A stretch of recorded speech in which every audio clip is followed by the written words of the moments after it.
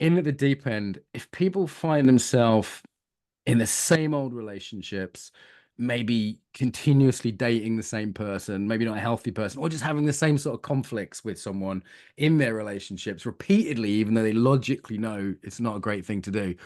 Why is that? Yeah, it's probably one of the most common patterns that shows up out there. And what I would say is we recreate our childhood dynamics. And so um, if you do not have awareness around that, I even hear a lot like, I've done all the work. Where are all the men that can meet me at? Or so there's so many patterns that can show up, but the biggest thing around that piece is one, your awareness of your nervous system, which most people are lacking.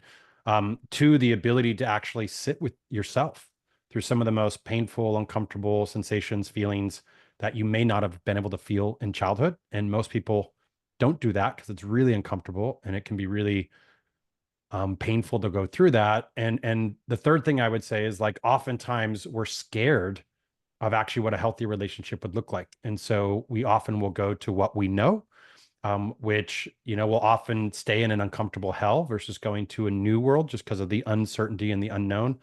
And also that it brings up a little bit more of those heartstrings. Yeah. If you're going to open your heart deeper to an actual healthier version of your current relationship or a potential relationship, it's a lot scarier because you have a lot more risk. And so often we'll stay in the uncomfortable dynamics that we get to complain about or we get to stay looping in these dynamics with because at least we know what it is. And so I think the number one thing to take is what if there's something you're doing to attract, create, stay in those dynamics versus often we blame them. So that would be my Yes. invitation is a little invitation into your own world and what that may be showing up for you to either stay there, stay in the dynamics, not communicate your needs, or keep attracting the same type of individual. Yeah, if you have one crazy ex, that's bad luck. If you have five, then yeah, that's on you. It's and as you say that sometimes it's really sad when someone keeps picking someone who they resonate with that's not good for them. It's familiar to their nervous system, but it's not good for them. That can be such a tragedy to watch when it's, a female friend who keeps doing it or whatever. So, can you say a little bit more about the nervous system? Because in other interviews, I've heard you talk about like your CPR technique and stuff like Yep. this. I think you package it in a really understandable way. Yeah, so oftentimes if people have done some nervous system work, they have the awareness of it's often taught when I'm triggered or activated, then use nervous system tools to actually regulate myself. The way that I teach it is it has to be done daily. And the big picture is most of us are repping neurons that fire together, wire together. So we've linked these survival patterns that are the back of the brain primarily that have been linked since childhood. And so our adaptation strategies, or as Terry Real would say, our childhood adaptations to survive where we didn't get our needs met in childhood have been linked up. And our nervous system that's keeping us safe or protected from those things is oftentimes what's running the show. And when we are in a reactive state, then we are just on rinse repeat or in more reactivity. And if you can start to regulate every day, I'm a big advocate of twice a day, once in the morning to start your day, once in the evening to reintegrate Yep. back home so you can be present. You start to move into the front of your brain, which gives us rational thinking, which is super important if you want to make good decisions, if you want to have awareness of what you're doing or your spouse is doing. Also, compassion. Compassion is to suffer with. So oftentimes we're triggered about somebody and it has nothing to do with us. And then empathy. We can't have healthy relationships unless we can start to practice living in those states for long periods of time. And so, one, daily regulation is a big piece. And the methodology you talked about is called CPR that I created. And the reason I use it is I work with a lot of fire, police, and military. So of course I like the framework from that because you use CPR when somebody's unconscious and you need to bring them back to life if you can. And so I like that is like when we're reactive or our spouse is reactive or our boss or your employees or somebody in your environment, we're going to be reactive as well because the nervous system feels unsafe. So we're going to trigger each other.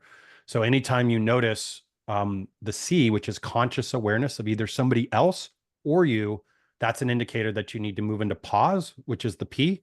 And oftentimes I find we need to find a way to create a pause, meaning in relationship, you're in conflict.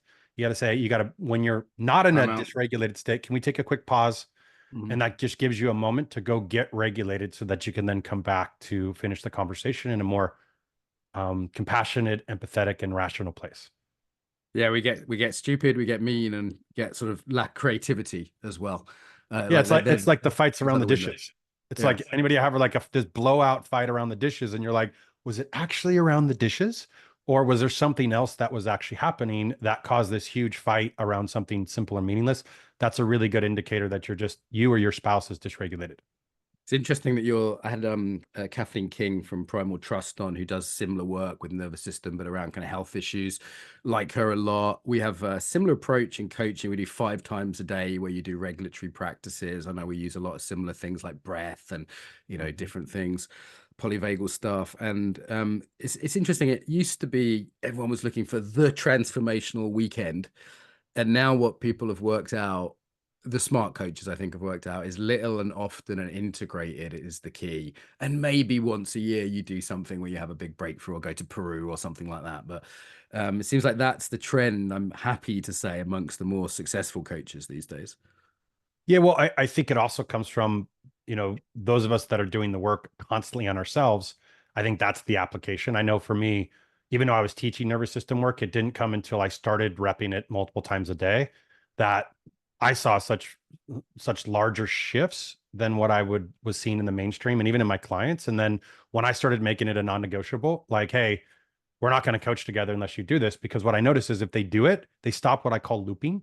They stop looping the same patterns, stories, whatever was showing up, because they now could see, and they would show up differently in those moments. And so I find oftentimes it's us doing the work on ourselves that really applies the technology or, tactics, strategies to ourselves that we see. At least that's how it works for me, is I keep applying things and I notice what are the subtle differences I get in myself in my own life. And that gives me a good indicator. And I love what you're saying is integration.